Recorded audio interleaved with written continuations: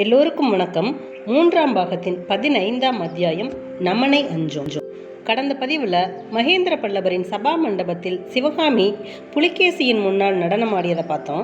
இப்போ 15வது அத்தியாயத்தை வாசிக்கலாம். வேலனின் காதலி நீல மயில் ஒன்றை வளர்த்து வருகிறாள். அந்த மயிலை பார்க்கும் போதெல்லாம் அவளுக்கு முருகனுடைய நினைவு வருகிறது. காதலின் தாபம் அதிகமாகிறது.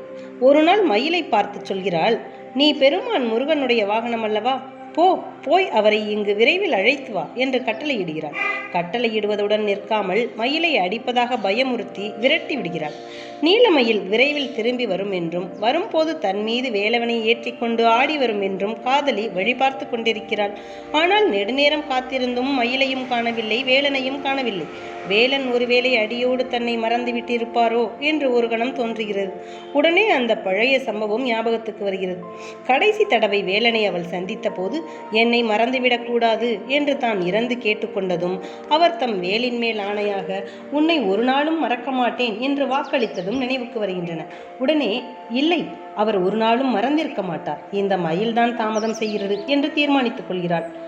தன் மணக்கண்ணின் முன்னால் மயிலை உருவகப்படுத்தி நிறுத்தி கொண்டு சொல்கிறாள், மறவேன் என்று வேலின் மேல் ஆணையிட்ட மன்னரும் மறப்பாரோ நீ மயிலே என்று சிவகாமி பாடிக்கொண்டு அபிநயம் பிடித்த போது சபையோரின் கண் முன்னால் இருந்து சிவகாமி மறைந்து விட்டாள்.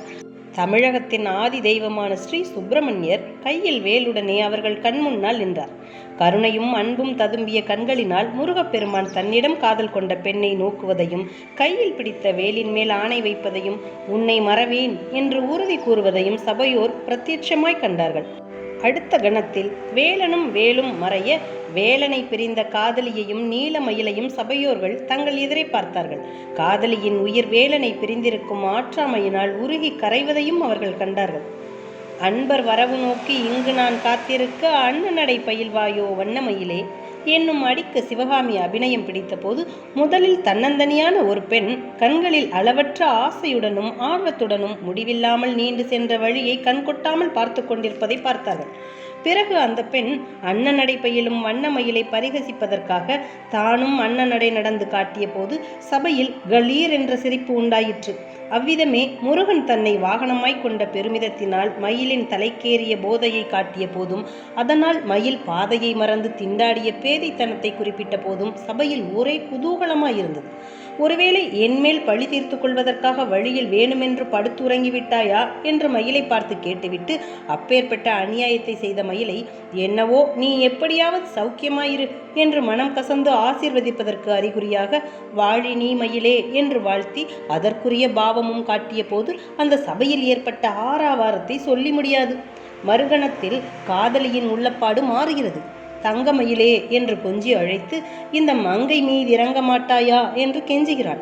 உனக்காகவும் தெரியாது, சொன்னாலும் நீ கேட்க மாட்டாய், உன்னை குற்றம் சொல்லி என்ன பையன், வன்கண் மயிலே என்று மயிலின் கொடுமையான கண்களின் சலன பார்வையை சிவகாமி காட்டிய போது சபையோர் அதிசயத்தில் மூழ்கினார்கள்.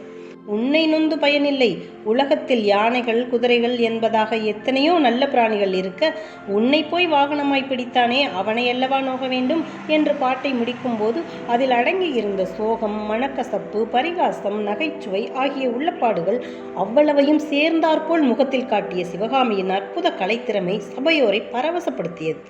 ஆம், மேற்கூறிய பாடலும் அபிநயமும் சபையில் எல்லோரையும் பரவசப்படுத்தத்தான் செய்தன, ஒரே ஒருவரை தவிர. அந்த ஒருவர் மகேந்திர பல்லவர்தான். அவர் முகத்தில் சினுக்கம் காணப்பட்டது. வேலனிடம் காதலை வெளியிடும் வியாஜத்தில் சிவகாமி மாமல்லரிடம் தன்னுடைய மனம் ஈடுபட்டதையும் தெரிவிக்கிறாள் போலும். வேலின் மேல் ஆணையிட்ட மன்னர் என்பதில் அடங்கிய ஸ்லேடை மிக தெளிவாக மகேந்திரருக்கு விளங்கியது. தன்னிகர் இல்லாதான் என்னும் போது சிவகாமி தம்மை பார்த்ததின் கருத்தினையும் தெரிந்து கொண்டார். ஆஹா, இந்த பெண்ணுக்குத்தான் என்ன தைரியம், தம்மை தோத்திரம் செய்து அவளுடைய காரியத்தை சாதித்துக் கொள்ள எண்ணுகிறாள் போலும். ஆஹா, மகேந்திர பல்லவனுடைய இயல்பை இவள் இன்னும் அறிந்து கொள்ளவில்லை. இவ்விதம் எண்ணமிட்ட சக்கரவர்த்தி அருகில் இருந்த ஏவலாளனிடம் ஏதோ சொல்லி அனுப்பினார். அவன் போய் ஆயனரின் காதோடு கூறினான். ஆயனர் சிவகாமியிடம், அம்மா, வாகீச பெருமானின் பதிகம் 1 பாடு என்று கூறினார். ஏற்கனவே சக்கரவர்த்தியின் சினுங்கிய முகத்திலிருந்து அவருடைய மனப்பாங்கை சிவகாமி ஒருவாறு தெரிந்து கொண்டிருந்தார். அந்த கல் நெஞ்சரை தன்னுடைய கலையின் மூலம் இலகச் செய்து அவருடைய ஆதரவை பெறலாம் என்று எண்ணிய தன்னுடைய பிசகை நினைக்க அவளுக்கு வெட்கமாயிருந்தது. அந்த வெட்கமே மறுகணம் கோபமாக மாறி அவள் உள்ளத்தில் கொந்தளித்தது. பின்வரும் பாடலை ஆரம்பித்தாள். நாமார்க்கும் குடியெல்லோம் நமனை அஞ்சோம். அதுவரையில் ஒரே ஆனந்தத்திலும் குதூகலத்திலும் வாழ்ந்திருந்த அந்த சபையில் திடீரென்று ஒரு மாறுதல் உண்டாயிற்று. ஒரு கல்யாண வைபவத்தின் போது எதிர்பாராத அபசகுணம் ஏதேனும் ஏற்பட்டால் எல்லோருடைய மனமும் முகமும் எப்படி மாறுமோ அப்படிப்பட்ட மாறுதல். இந்த பாட்டை இந்த சந்தர்ப்பத்தில் ஏன் பாட வேண்டும் என்று அத்தனை பேரும் எண்ணியதாக அவர்களுடைய முகக்குறியில் இருந்து தெரிந்தது. மேற்படி பாடலின் சரித்திரம் அத்தகையதாகும். சமண சமயத்தை தழுவிய மருள் நீக்கியார் மீது பாடலிபுரத்து சமணர்கள் பற்பல குற்றங்களை சுமத்தி காஞ்சி பல்லவ சக்கரவர்த்திக்கு விண்ணப்பம் செய்து கொள்ள மகேந்திர பல்லவர் உண்மையை விசாரித்து உணரும் பொருட்டு அவரை காஞ்சிக்கு வரும்படி கட்டளை அனுப்பினார். கட்டளையை கொண்டு போன ராஜதூதர்கள் அந்த மகா புருஷரை கொஞ்சம் அச்சுறுத்தினார்கள். எனக்கு இறைவன் சிவபெருமான் தான், உங்களுடைய அரசன் கட்டளையை நான் மதியேன் என்று திருநாவுக்கரசர் கூறி தூதர்களை திடுக்கிடச் செய்தார். உம்மை சுண்ணாம்பு காலவாயில் போடுவோம், யானையின் காலால் மிதிக்கச் செய்வோம், கழுத்திலே கல்லை கட்டி கடலில் போடுவோம் என்றெல்லாம் தூதர்கள் பயமுறுத்தினார்கள். அப்போது மருள் நீக்கியார் ஒரு பாடலை பாடினார். நாமார்க்கும் குடியெல்லோம் நமனை அஞ்சோம், நரகத்தில் இடர்பட்டோம் நடலையில்லோம், ஏமாப்போம் பிணியெறியோம் பணிவோம் அல்லோம், இன்பமே எந்நாளும் துன்பமில்லை, தாமார்க்கும் குடியெல்லா தன்மையான சங்கரனர் சங்கவென் குழையோர் காதில் கோமார்க்கே நாமென்று மீளா வாளாய் கொய் மலர்ச்சே வடியினையே குறுகினோமே. மேற்கண்ட பாடலை ஓலையிலே எழுதுவித்து இதை எடுத்துக்கொண்டு போய் உங்கள் அரசரிடம் கொடுங்கள் என்றார் சிவனடியார்.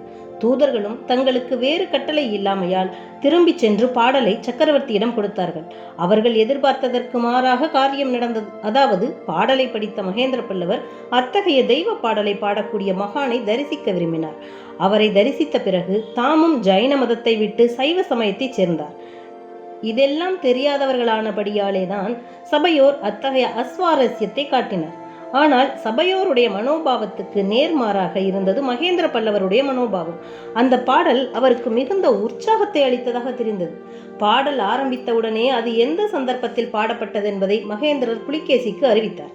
புலிகேசிக்கு அது எல்லையற்ற வியப்பையும் உவகையையும் அளித்ததாக தெரிந்தது. அழகுதான்.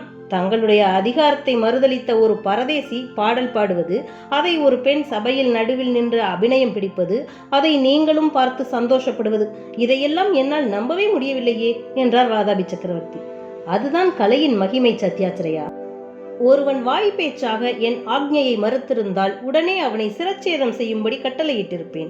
அதுவே செந்தமிழ் கவிதையாக வந்தபோது இத்தகைய அற்புத கவிதையை பாடியவரை பார்க்க வேண்டும் என்ற விருப்பம் எனக்கு உண்டாகிவிட்டது என்றார் ரசிக சிகாமணியான காஞ்சி சக்கரவர்த்தி. இதற்குள்ளாக பாடல் ஒரு தடவை பாடி முடிந்து அபிநயமும் ஆரம்பமாகி இருந்தது. நமனை அஞ்சோம் என்னும் பகுதிக்கு சிவகாமி அபிநயம் பிடிக்க தொடங்கியிருந்தாள். மார்க்கண்டனுடைய கதை சபையோரின் கண் முன்னால் வந்தது. மல்லிகை பூவின் மெல்லிய இதழ் போன்ற மிருதுவான சரீரத்தை உடைய அந்த யுவதி ஒரு கணத்தில் கையிலே தண்டாயுதத்துடனும் பாசக்கயிற்றுடனும் கண்டவர்கள் உயிர்க்குலையும் பயங்கர தோற்றத்துடன் வரும் யமதர்மராஜனாக மாறுகிறாள். அடுத்த கணத்தில் அவளே 16 வயதுள்ள இளம் பாலகனாக மாறி முகத்தில் சொல்ல முடியாத பீதியுடன் சிவலிங்கத்தை அணைத்து ஆலிங்கனம் செய்து கொள்ளுகிறாள். மறுகணம் யமதர்மன் தன் பாசக்கயிற்றை வீசி எரிந்து மார்க்கண்டனுடைய உயிரை வலிந்து கவர பார்க்கிறான். அந்த இளம் பிள்ளையின் முகமோ முன்னை காட்டிலும் 10 மடங்கு பீதியையும் பரிதாபத்தையும் காட்டுகிறது. ஆகா, அடுத்த கணத்தில் அந்த சிவலிங்கத்திலிருந்து சம்ஹார ருத்ரமூர்த்தி கிளம்புகிறார். சிவகாமியின் நெடிதுயர்ந்த ஆகிருதி இப்போது இன்னும் உயர்ந்து தோற்றமளிக்கிறது. ஒரு கணம் கருணை ததும்பிய கண்கள் சற்று கீழ் நோக்கி பார்க்கின்றன. கரங்கள் பாலன் மார்க்கண்டனுக்கு அபயம் அளிக்கின்றன. மறுகணத்தில் கண்கள் எதிர்ப்புறம் நோக்குகின்றன. யமனை கோபத்துடனே பார்க்கும் கண்களில் அக்கினி ஜுவாலில் தழல் விடுகிறது. புருவங்களுக்கு மத்தியில் நெற்றிக்கண் இதோ திறந்துவிடப் போகிறது என்று நினைக்கும்படியாக ஓர் துடிதுடிப்பு காணப்படுகிறது. கோர பயங்கர உருவம் கொண்ட யமதர்மனிடம் இப்போது சிறிது பணிவை காண்கிறோம். என் பேரில் ஏன் கோபம்? என்னுடைய கடமையைத்தானே செய்கிறேன் என்று சொல்லும் தோற்றம் கோபம் கொண்ட சம்ஹார ருத்ரமூர்த்தி மீண்டும் சபையோருக்கு தரிசனம் தருகிறார். ஒரு காலை தூக்கி ஓங்கி உதைக்கிறார். தடார் என்ற சத்தத்துடன் யமன் உதைப்பட்டு கீழே விழுகிறான். மீண்டும் பாலன் மார்க்கண்டனின் பால்வடியும் முகம். ஆஹா, அந்த முகத்தில் இப்போது பயம் இல்லை, பீதி இல்லை, பக்தி பரவசமும் நன்றியும் ததும்புகின்றன. அபிநயம் ஆரம்பித்தவுடனேயே சபையோர் தங்களுடைய பழைய விரச உணர்ச்சியை மறந்துவிட்டார்கள். பாட்டு யார் பாடியது, எந்த சந்தர்ப்பத்தில் பாடியது என்பதெல்லாம் அவர்களுக்கு அடியோடு மறந்து போய்விட்டது. வெளி உலகத்தை மறந்து தங்களையும் அடியோடு மறந்து விட்டார்கள்.